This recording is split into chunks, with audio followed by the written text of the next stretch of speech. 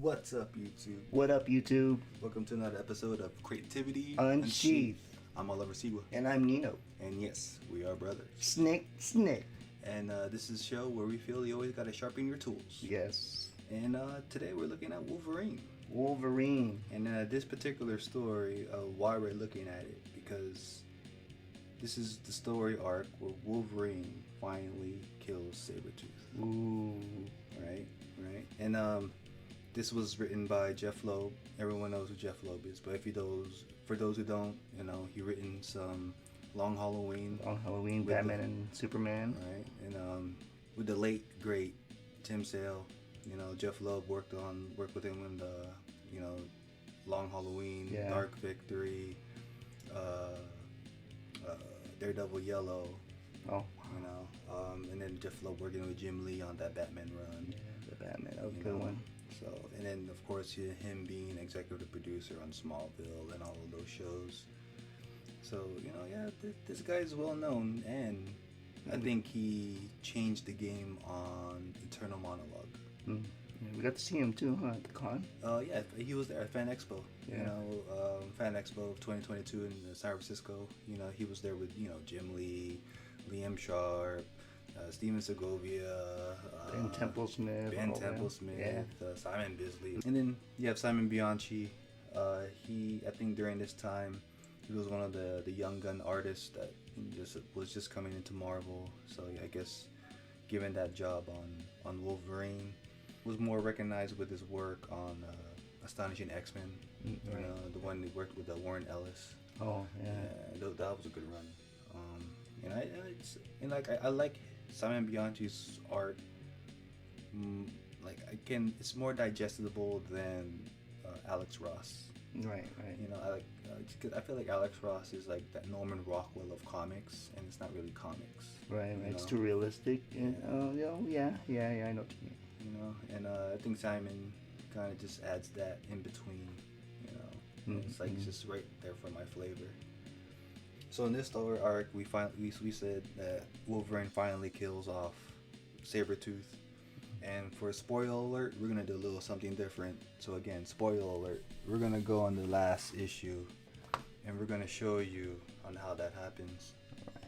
And of course you have Greg Land doing the cover, homaging crime suspense stories, number 22 cover. So it's not number 55. on EC Comics, so You have Cyclops with the Muramasa's blade. So the reason he has this blade, because Wolverine trusted him with that blade, because that blade is the only blade that can kill Wolverine. Like, it won't allow his body to regenerate whatsoever, and I think he made that blade during his time in Japan. Oh yeah. So he gave it to Cyclops and the X-Men just in case Wolverine could never get out of his Berserker Barrage stage. So he felt out of control. Yeah. Right. So he entrusted that with him, but he wants it back because, of course, he's gonna do against Sabertooth. I really like that art. It's really cool. Yeah. Like it's real, but you can still tell it's comics. Right. Yeah. I don't know. It's just like, I guess, just looking at. Yeah, it's not too realistic, but it's still there.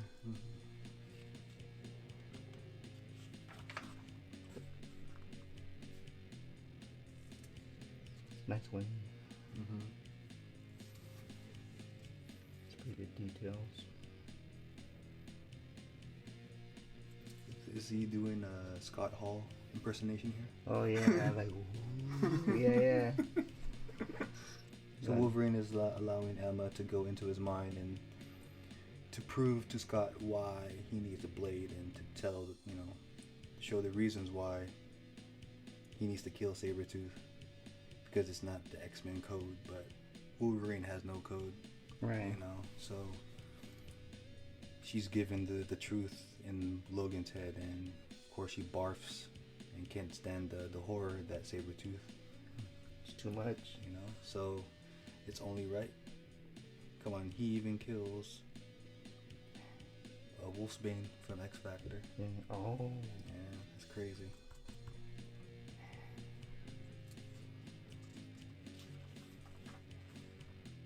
Oh yeah, there she is. So it's only right for Wolverine to do the do on Sabertooth. Man. It's a pretty good story. It's like you're not even halfway there. Or we are, but yeah, but it's like it's only the last issue, and it's like it's just like I got like you have to know how else it led up to it, you know. But it seems like Wolfsbane's alright. And like I don't know how this guy related to Wolverine, because his name is Wild Child, and he's like a lot faster than Wolverine. So I don't know how they connect the history. I think he's from Alpha Flight. No. Maybe since during this time. Oh, in Canada. Yeah, or maybe somewhere. Oh, they probably served in the army together. Possibly. Yeah. With Sabertooth. Right? Part of the Weapon X program. Yeah. So he's going. So now it's going back to where it all began. Back at the cabin. That Sabertooth killed his first love. Oh. Silver Fox. Oh. Yeah.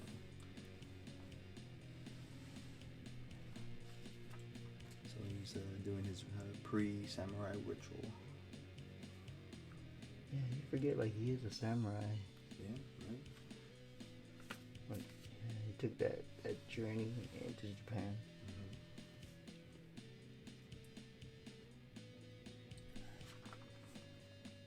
Oh, here he is. And the battle begins. Slices the arm with the Matsumura blade.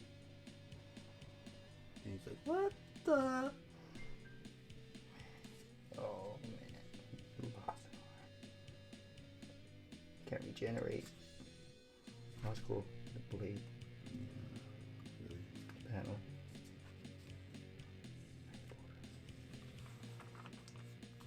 So he picks up his arm. Tries to regenerate it. Tries to put it back. But he just falls back off. It's the Matsumura blade. It's the Muramasa blade. How do you want your meat cut for you? Oh wow. It's like the final words. It's like as if he respects Wolverine. Yeah. It's like that Japanese honorable death type, duel battle. You know? Right, it's like he found a worthy match. Right. Because he gave up such a run for his money. Yeah. Like who know better than Wolverine? You know, the guy who supposedly knows you better than anybody else. You guys ready? Ah, there it is, y'all. Spoiler alert. Happy birthday. Man, that is final words to him. Shit. Yeah. Almost has like a Conan feel to it, huh? Yeah. Nice part, Bianchi.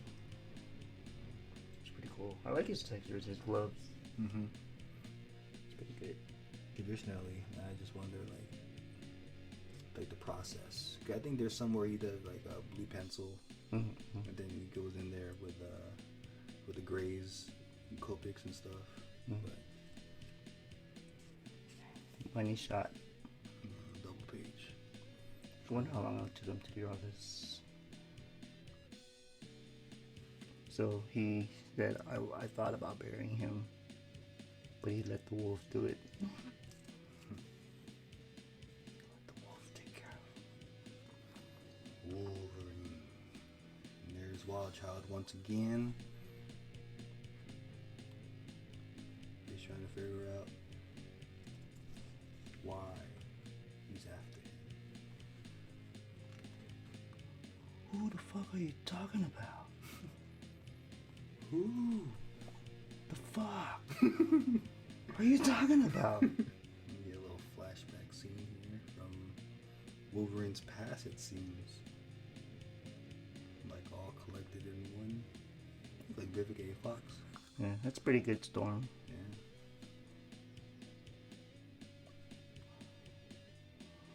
said, "Who the fuck is Romulus?" You don't have the traditional panels breaking down his. Maybe that's what splash pages are good for too. Mm-hmm. Like flashbacks, right? Without breaking them down in panels. Mm-hmm. It's like a collage of memory. Oh, that's a good one. Collage memory. At first, it kind of comes off as like you would think that's Sabertooth. Oh yeah, just designed differently, but again, it's like maybe he's part of what that Weapon X program. Mm-hmm. And he vanishes. Right? Straight up ninja. Shit. Or fuck. Or beep.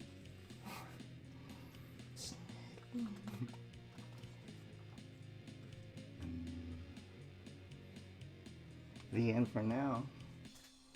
I guess Romulus is gonna show up again. Who knows? Anybody watch this? It was cool. Nice homage to Jack Kirby's. Oh yeah, for sure. That's how Wolverine did it. That's how he did the do and ended Sabertooth. Ironically, he has 6 blades, but it takes 1 to really do the do. It really makes me wonder about that. Masamura Blade. Like how he made it, where it came from. It's like I want to dive more into those, times in Japan. Right.